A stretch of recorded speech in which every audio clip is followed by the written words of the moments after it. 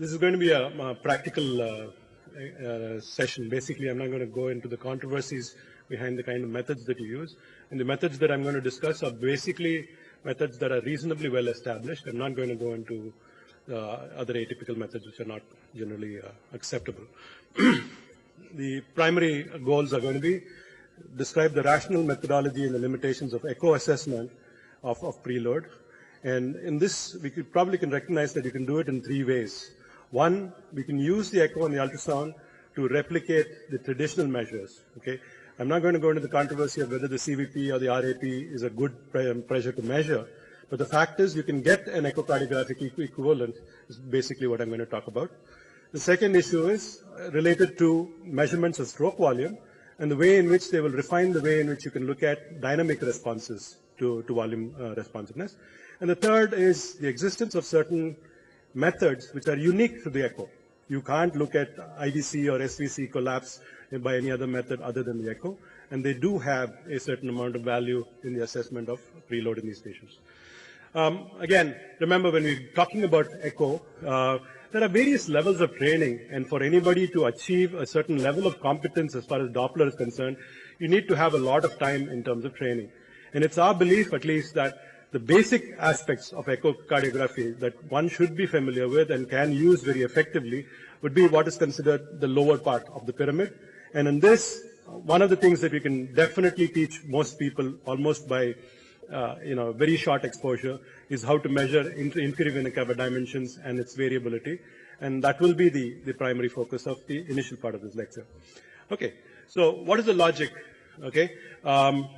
As the patient is more filled, the inferior vena cava is going to get larger, and the size of the inferior vena cava is going to be a reasonable correlate of the amount of filling of the patient.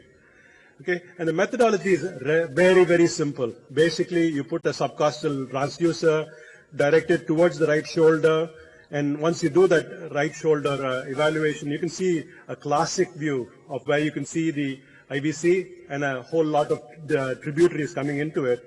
And that is very easily identifiable. I always suggest that people do that. And then you can rotate your probe to get a longitudinal image of the inferior vena cava.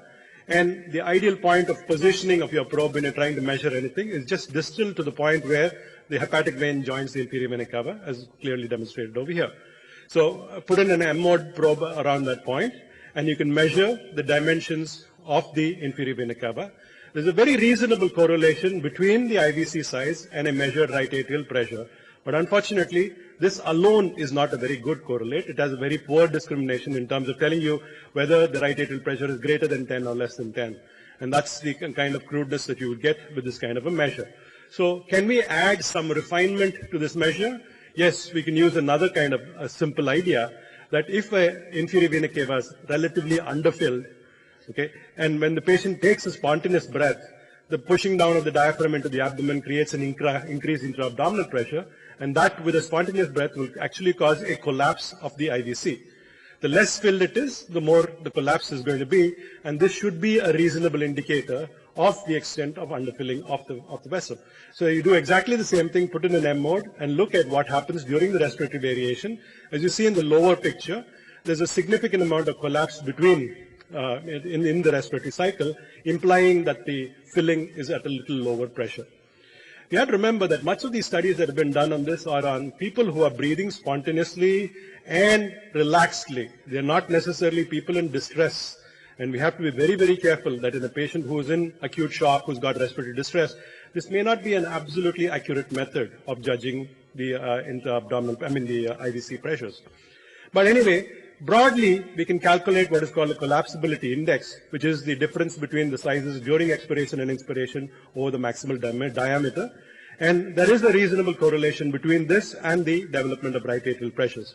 We usually combine the IVC size and the collapsibility to usually generate a combined parameter, which gives you a reasonable approximation of what the CVP is.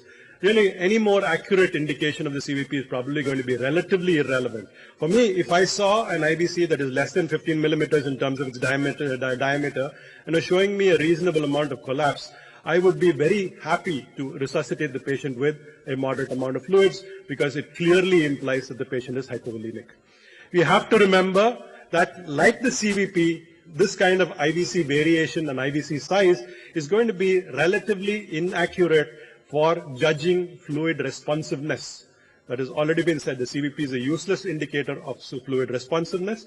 So you have to be very careful, and you have to recognize that if you have a patient who's on a ventilator, please do not use this unless they're also spontaneously breathing on the endotracheal tube. If they're breathing on a machine, these indices do not apply, period. So this is for a spontaneously breathing, unintubated patient, not on any positive pressure ventilation, who doesn't have increased abdominal pressure and who is not in any distress. And that is going to be a relative minority. So just remember that.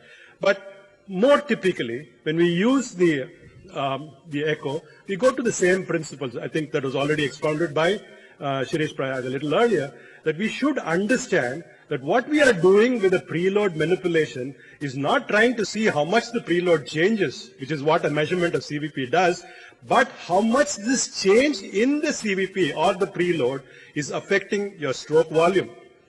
The more it affects your stroke volume, the more effective your fluid resuscitation is. Or in other words, if you want to judge whether a preload manipulation is effective, you need to manipulate the preload and then subsequently see the change in the stroke volume, which are two aspects that we should look at.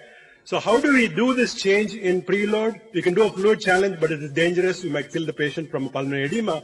But you have two other options, and both of which were alluded to, that you can look at respiratory variations that are created by a positive pressure ventilation, which can cause an altering preload and a change in the stroke volume.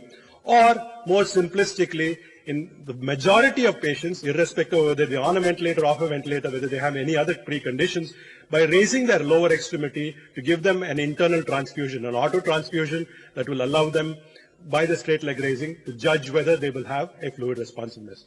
The ideal way in which you would normally and typically measure the stroke volume would be nicely with a PA catheter, but I don't think we can afford it. We use substitute measures. And the classic substitute measure is usually the pulse pressure that we use. But what the ultrasound can do is refine on that a little bit more. And it can give us a slightly better estimate. I won't go through all of this. Okay, it can give us a slightly better estimate of the stroke volume by directly measuring it. Now, as much as I can say that, it is not easy to measure stroke volume with an echocardiogram. You need to have multiple views. You need to have a higher level of skill. You need to have the ability to use a Doppler. And basically, you can get this from integrating the cross-sectional area of the aorta and the velocity time integral of the Doppler flow across the aorta. Easier said than done. But if you're trying to look at it from a purely practical point of view, this is not a good enough option. So we try to look for easier options. And one of the easier options that we see are freestanding Doppler equipment, which do not take all these, we take a lot of presumptions in this, and will, on a constant basis, give you a calculated or an automatic estimate of the stroke volume on a beat-by-beat basis. I generally feel that that is more effective, but you can also look at other alternative ways. How good is the measurement of this kind of a stroke volume with an elevation of your limb or with the respiratory variation? It's very good. If you really look at it, the sensitivity and specificity over here of the change in velocity and the change in aortic blood flow has got very good sensitivity and specificity to determine whether the patient is volume deplete or not. Again, when you look at straight leg raising with the transthoracic measurement of your aortic blood flow, the same kind of sensitivity and specificity. It's significantly better than when you're just using a pulse pressure as your endpoint. So what these measures do is generally improve the sensitivity and specificity of your variation in your pulse pressure, and generally will improve your dynamic tests significantly. But as I said, there is a very clear practical limitation. Either we don't have the Doppler or we don't have the method of doing the echo Doppler in the typical fashion that is described.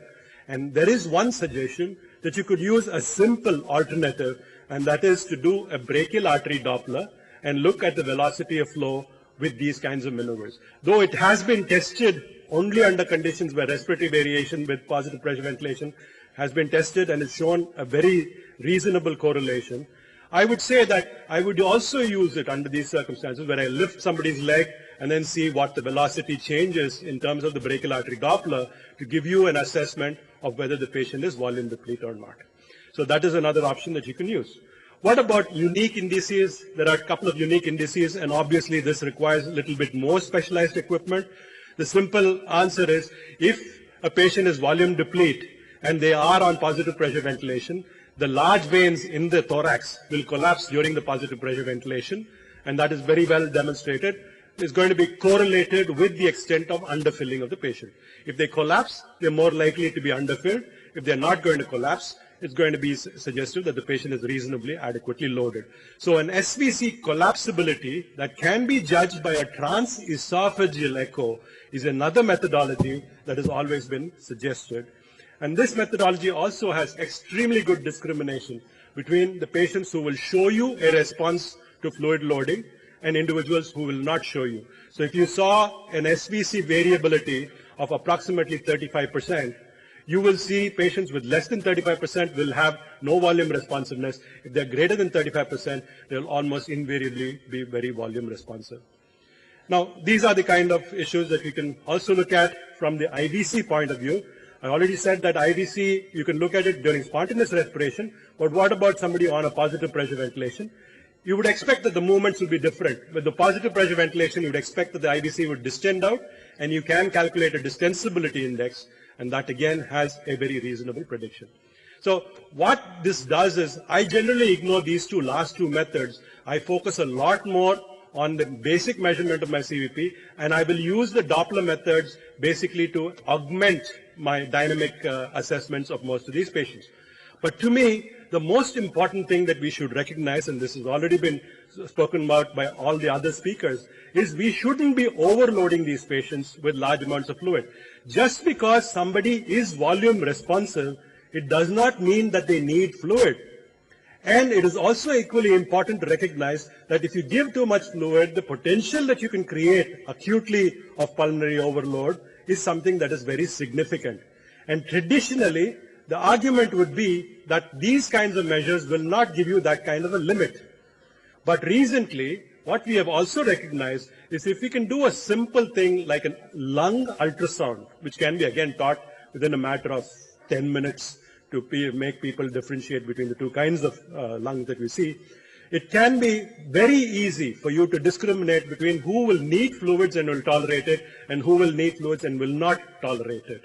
And that is probably something that we need to look at. Just very quickly, I'll go through this. You do a lung ultrasound, bring in your high-frequency probe. If you have the main reflector of all your ultrasound energy is going to be the pleural line, effectively. So when you insunate the lung, this is basically what you're going to see. You're going to see a very bright reflection at the pleural line, and subsequently you're going to see a whole bunch of noise. We can look at this a little bit more clearly. We'd look at what is called the sign of the bat, basically like something that is flying out over there. Identify the pleural line, and then look for what is considered a reverberation artifact, also known as A lines. A normal lung looks like this. Effectively, it will show you a sequence of A lines that go down into the lung tissue and nothing else. Okay? In contrast to this, a patient who has pulmonary edema or has a high potential for pulmonary edema will also demonstrate a little bit of thickening of the interlobular septa. And when you have thickening of the interlobular septa, as you see under these conditions, you create an additional region of acoustic impedance. And basically your patterns will dramatically change to what is considered as a B-line pattern. You saw the distinction between the first and the second. And this is extremely useful in a study by Daniel Lichtenstein. Basically, he showed you that it is extremely good in terms of discriminating between patients with high wedges and low wedges, and serves the same kind of purpose. I'm done. The same kind of purpose as a pulmonary wedge would be. So just to quickly summarize, how do I do this? Initial hypotensive patient, look at the IVC size. Is it collapsing? Yeah. Go ahead, give him a large amount of fluid. If you think you reached a reasonable volume, 30 ml per kg, and you're very unsure about what is going on at that point in time, the simple process is elevate the limbs and see if they have a straight leg raising response in terms of the pulse pressure. That's the easiest thing that you can do. If they have a response, go ahead and give them fluid. If they don't have a response, then you can go ahead and measure stroke volumes either through a brachial artery Doppler or through another alternative. And if they show you a response, go ahead and give them more fluid. But in each situation, look at the lung for the existence or absence of any B lines. If there are no B lines at that point in time, you can be quite comfortable about the way in which you resuscitate. It certainly helps to guide your management of these patients. Thank you for listening. Are there any questions?